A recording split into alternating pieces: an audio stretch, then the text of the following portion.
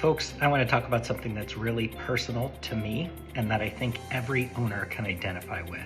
Owning a business, it doesn't matter the size. It doesn't matter if you're the sole employee or if you have hundreds of employees. The reality is that owning a business is lonely. It's lonely and can be exhausting, and it is damn hard. Sure, it's really fun, but it is damn hard. These two recommendations that I'm going to hit you with here are recommendations that I make to every owner that I encounter in selling businesses.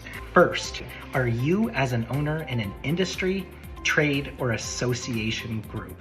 I'm in an advisor and broker group. There are 20 of us. Well, I'm in a national association, 2 of them, right? But I'm also in a best practices group of 20 other advisors around the country. We're all deal makers. We all run our own firms, right? Many of us have brokers under us, and we share tips. We share tactics, share what to do when we encounter unique situations, and then we also laugh together.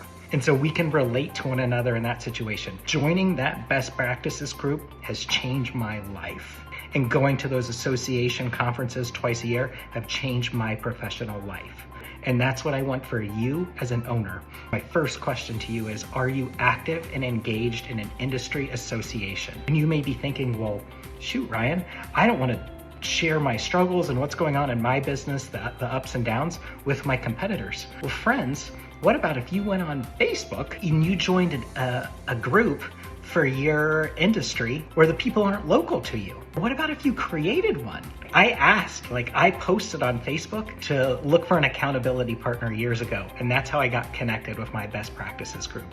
I encourage you to do the same if you're worried about sharing information with your competitors. So that's the first recommendation. I've seen this in action with so many other owners across so many different domains. The best owners almost uniformly are engaged and have learned and participated with other owners in their field. That's the first thing.